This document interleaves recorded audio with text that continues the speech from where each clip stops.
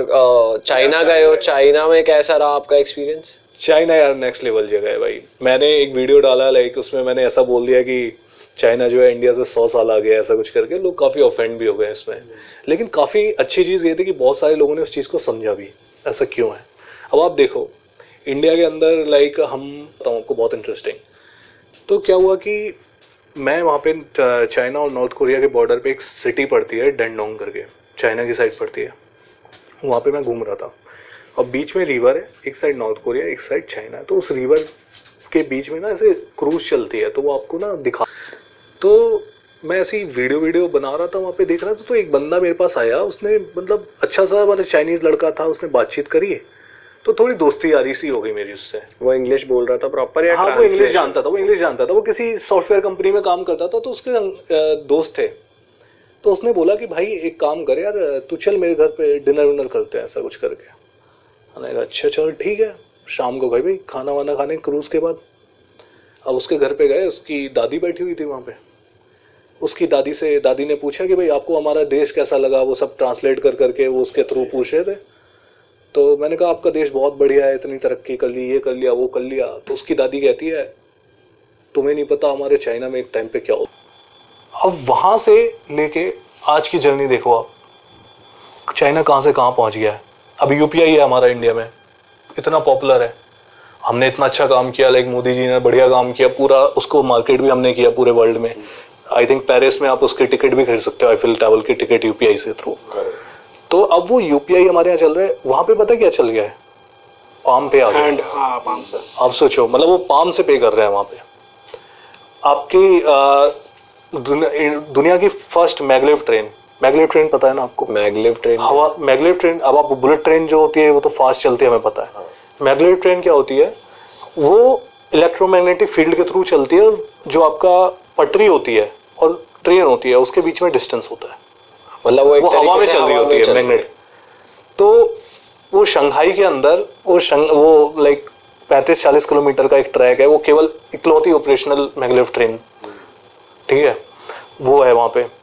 आप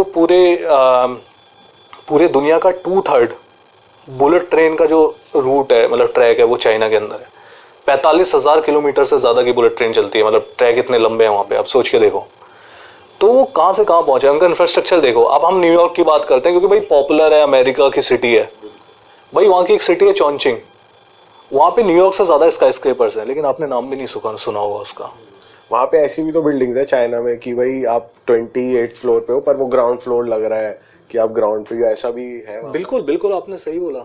वहाँ पे मतलब चॉन्चिंग सिटीज़ की मैं बात कर रहा हूँ। अगर जब मैं वहाँ पे गया तो मैं शॉक था भाई, मैं क्या देख रहा हूँ, लाइक गेमिंग सिमुलेशन है ये, क्या लाइक मैजिक है, क्या है ये भाई।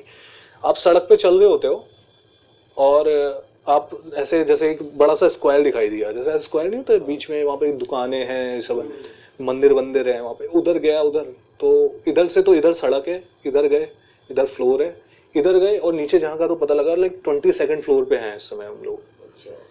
तो ऊपर टाउन ही बना रखा है, पूरा टाउन बना रखा है, पेट्रोल पंप पता नहीं कहाँ, मतलब इतना यूनिक है वो कि उसको एक्सप्लेन करना मुश्किल है। अगर आप वो वीडियो देखोगे, मैंने डाला है चाइना का चॉन्चिंग सिटी वाला, वो अलग ही लेवल सिटी है भाई। उसमें आपको दिखाई देगा क्या क्या है उसके अंदर। लाइक सिटी, एक घर है, प्रॉपर अपार्टमेंट है, अपार्टमेंट के अंदर से मोनोरेल जा रही है और वहाँ पे सिस्टम ऐसा बना है कि उसकी आवाज़ से कुछ वाइब्रेशन नहीं है, कोई आवाज़ नहीं है अपार्टमेंट के अंदर, कोई पता नहीं लगता कि नीचे से मोनोरेल जा रही है।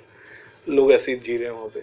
और वहाँ भाई होटल लिया था आपने या फिर वो लिया था हॉस्टल वगैरह? वहाँ पे मैंने हॉस्टल लिया था। वहाँ कैसा हॉस्टल कल्चर कैसा है, या क्या रूल्स हैं, या क्या अलग है बाकी जगहों से? चाइना के अंदर हॉस्टल कल्चर ऑलमोस्ट हमारे जैसा ही है, मतलब हर जगह की तरह ही है, ऐसा कोई रूल नहीं है। बट वहाँ पे ये होता है कि जब आप चाइना में जाते हो तो दूसरी जगहों पे जाते हो तो आपको ना भी एक टिपिकल टूरिस्ट डेस्टिनेशन अब थोड़ा डेवलप हो रहा है, प्रमोट कर रहे हैं वो लोग।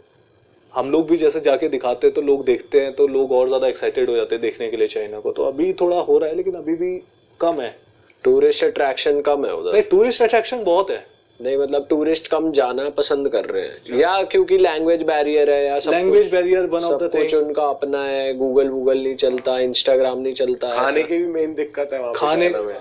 खाने की भी दिक्कत है यार। देखो अगर आप चाइनीज खाना, मतलब अगर आप मीट वगैरह खा सकते हो तो मे बी आप सर्वाइव कर जाओ, लेकिन एक वेजिटेरियन बंदे के लिए मुश्किल है। आप वेजिटेरियन हो? Vegetarian but in extreme condition I can eat something extreme, but prefer नहीं करता हूँ मैं। चाइना में वेजिटेरियन वालों के लिए दिक्कत है ना? चाइना में, चाइना के अंदर है, लेकिन अगर आप बड़ी सिटीज में जाते हो तो वहाँ पे आपको मिल जाएगा। पर जैसे आप एक चाइनीज फैमिली के साथ थोड़ा टाइम बिताया आपने, तो क्या लगता है, क्या सोचते हैं वो इंडियंस के बारे में? ठीक है, तो वहाँ के जब लोग मिलते हैं तो वहाँ पे वो आपको एज ए इंडियन बहुत अच्छे से ट्रीट करते हैं, क्योंकि हमारी जैसे आमिर खान की मूवी दंगल इतनी पॉपुलर हुई थी उधर चाइना के अंदर। आज भी आप लोगों के फ़ोन में गाने पड़े होते हैं, हिंदी गाने भी पड़े होते हैं। तो हमारी बॉलीवुड जो है एक सॉफ्ट पावर है, तो उसके चक्कर में, और एक कल्चरल रूट्स भी है बहुत पुराने, लाइक बुद्धा के ज़माने से हम लोग कल्चरली काफ़ी सिमिलर रहे हैं। तो उन लोगों के अंदर इंडिया को लेकर क्यूरियोसिटी है, नॉलेज है, रिस्पेक्ट है। I think most of the Chinese people think well of India. अच्छा, और क्या देखा भाई आपने? जो कितना टाइम थे वहाँ पर आप, और क्या टेक्नोलॉजी देखी आपने? जैसे मैं एक रील देख रहा था, वहाँ पे जो कॉफ़ी वेंडिंग मशीन है एयरपोर्ट पे घूम रही है, ऐसे छोटी सी मशीन है, वो घूम रही है, जिसको कॉफ़ी पीनी है उसे रोको, उसको इंस्ट्रक्शन दो, वो कॉफ़ी बना के दे देगी आपको। तो ऐसा कुछ देखा आपने? रोबोट्स और हाँ, आई थिंक रोबोट्स वाले जो रेस्टोरेंट के अंदर लगे रोबोट्स खाना सर्व कर रहे हैं, ये काफ़ी धीरे धीरे कॉफ़ी पॉपुलर हो रहा है चाइना के अंदर।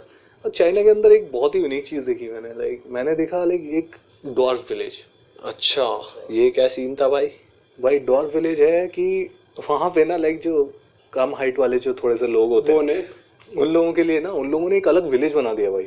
तो अलग ही चाइनीज बंदों का दिमाग अलग ही चलता है। उन्होंने एक प्रॉपर विलेज सेटअप कर दिया कि भाई अगर आपकी हाइट 4 साढ़े 4, विलेज में केवल छोटी हाइट वाले पौने डॉर्फ लोग रहते हैं पूरे में।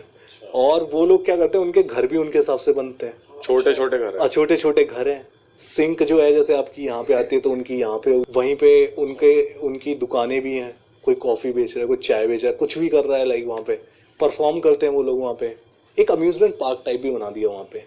पूछेंगे कि भाई आपको यहाँ वीज़ा लगता कैसा, इजी लगा हार्ड लगा? भाई हमारे लिए तो बहुत इजी है, पर हमें भी बिजनेस के लिए अप्लाई करना पड़ता है ना, टूरिस्ट वीज़ा देता है भाई अब चाइना। देता है, बहुत इजीली देता है। और एक यही चीज़ पहले तो लोग बिजनेस का अप्लाई करके जाते थे घूमने, पहले जाते थे, और उसके बाद अभी रिसेंटली उन्होंने देना स्टार्ट कर दिया। ये भी काफ़ी इंटरेस्टिंग चीज़ है कि उनके लिए इतना डिफ़िकल्ट क्यों है, हमारे लिए इतना आसान क्यों है? ऐसा क्यों? शायद उन्हें अपनी AI टेक्नोलॉजी जो है और सिक्योरिटी पे बहुत ही ज़्यादा भरोसा है। मैंने उस जिस दोस्त की बात बता रहा था उससे मैंने काफ़ी बात करी थी इस बारे में, तो वो बोल रहा था कि वैसे तो टेक्नोलॉजिकली भाई बहुत बढ़ रहे हैं, लेकिन हमारे इंडिया जैसी चीज़ तो हमारे इंडिया में भी है, लेकिन हमारे इंडिया के अंदर ना एक वार्मथ भी है थोड़ी सी। जैसे आप हमारे अंदर दोस्ती ज़्यादा